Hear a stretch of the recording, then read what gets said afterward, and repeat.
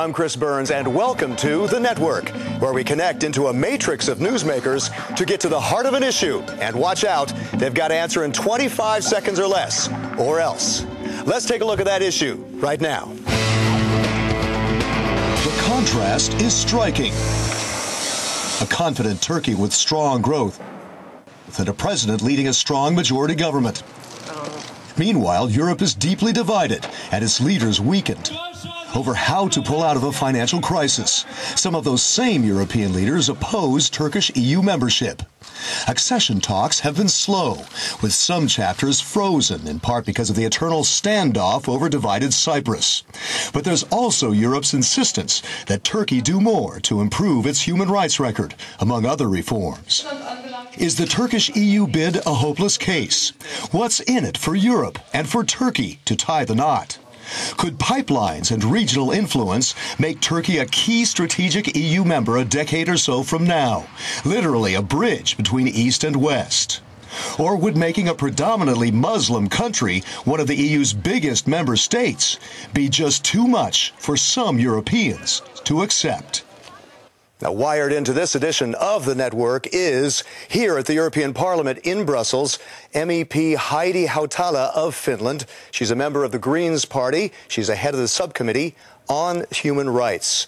Also here at the European Parliament is German MEP Renate Sommer, who's on the parliamentary delegation on EU-Turkey. She's a member of Chancellor Angela Merkel's Christian Democrats, who prefer a privileged partnership with Turkey. And in Istanbul, Nursuna Mehmetcan, who's a Turkish MP and a member of the AK party of Turkish President Gül and Prime Minister Erdogan, who both insist on full EU membership or nothing at all. Now, this is the first question to all three of you. Is Turkey better in the EU or out for Europe and for Turkey? Let's start with Nursuna. I believe that Turkish membership into the EU is a mutually beneficial situation. Turkey will benefit from the higher standards of democratization, democratic standards by becoming a member of EU. Okay. And also Europe will have a much stronger voice in the global world among other global players, superpowers. With Turkey as a member. Thank you. Thank you, Nursuna. Renate, what do you think? I think it is impossible to make Turkey a member, and the developments in Turkey show it pretty well that Turkey seems not to be willing to become more European. And from my point of view, it is not really necessary to make Turkey a member of the EU. For us, it is necessary, and for Turkey, it should be important as well, to have a very, very close partnership, very, very good neighborhood relations, so we could support each other very well. Okay, Renate. Heidi, where do you stand on this? After the Arab Spring, I believe in Turkey's membership in the EU one day more than I did before, because I've seen that Turkey plays a very important role in this region, and the European Union should stop freezing the negotiations, and I believe that Turkey also should respond by being much more cooperative on the issue of Cyprus, so that the membership negotiations could continue.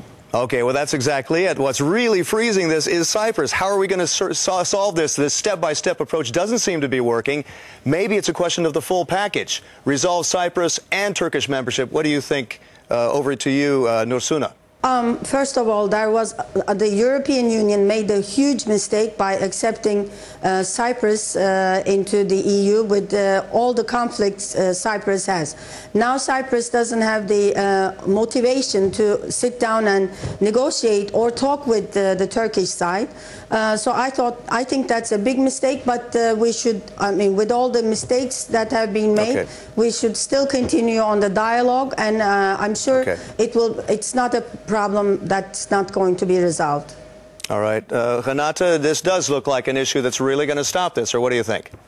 So the Cyprus issue is, of course, stopping the EU process of Turkey, and both sides, the Republic of Cyprus and the Turkish side, need to move, urgently need to move. At the moment, there is more blocking from the Turkish side than from the south, but both are responsible to find a solution, and we, of course, want to support this. Well, but the Turks are saying that it's the EU that's dragging its feet. What do you think, Heidi? I think in this blocking situation, one of the parties must make a move. And my suggestion is that the European Union would agree to open the important chapter in the negotiations which deals with fundamental rights, because that could be a key for the whole democratization issue of Turkey. And then, of course, Turkey should be cooperative on the Cyprus issue as an exchange. Okay. Here's another issue, a big issue that a lot of Europeans are worried about, getting overrun by a lot of Turkish migrants if Turkey joins the EU. How do you see that, Nursuna from Turkey? I'm not afraid of migrants in Turkey, and Europeans should not be afraid of migrants. European Union was founded on the motto of unity in diversity.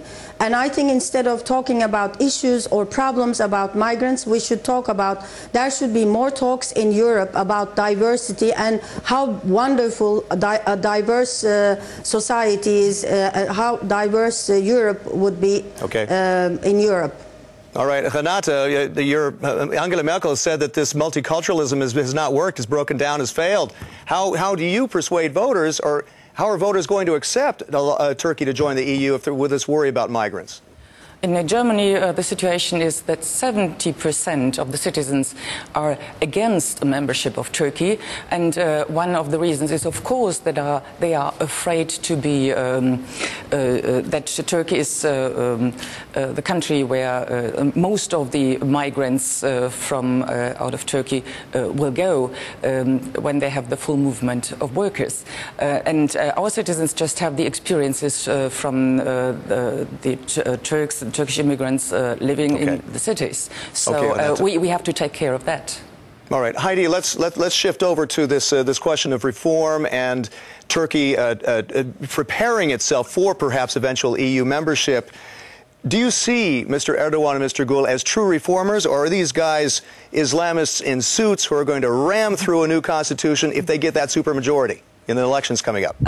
I do take a very positive look at the government of Mr. Gül and Mr. Erdogan, because I do believe that they are trying to democratize Turkey, and their achievements in the recent constitutional reform are already a very good beginning. So I do believe that they will continue after the elections.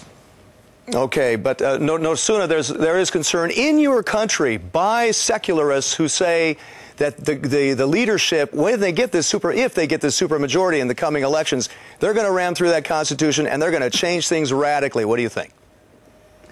We just had constitutional amendments, a referendum on constitutional amendments, and they were all for more democracy, for more human rights, more individual rights, more reform on the judiciary system. So we will continue, and we will make a more civilian constitution. Okay. Our constitution is a militaristic constitution right now. I mean, those who are happy with this militaristic constitution, I don't know what to say to them.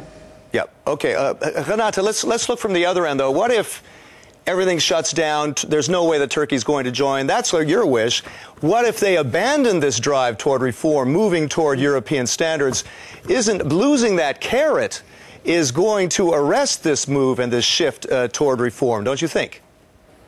I don't think so, because there's still a carrot left over, and that would be that privileged partnership. And the privileged partnership would probably be better for both sides, EU and Turkey itself, because Turkey could participate in quite a lot of very good things, including European funding in several sectors, without having to fulfill all the obligations of a membership. Okay. Heidi, let's look 10 years down the line. There could be a growing labor gap because of an aging population in Europe. There could be the problem of needing more pipelines for oil and gas. Could that be a good reason for Turkey to join the EU? Yes, this as well. But I'd like to emphasize that when in due time, hopefully, Turkey will become a member, irregardless of the membership of Turkey in the EU, it's very important that it becomes a civilian democratic state. And as I said, I believe that the reform will continue. Thanks, Heidi. Thanks to all of you for joining us. That's all the time we've got for now. I'd like to thank our guests, Heidi Hautala, Renate Sommer, and Nursuna Mehmetcan. I'm Chris Burns, and until next time, thanks for connecting with The Network.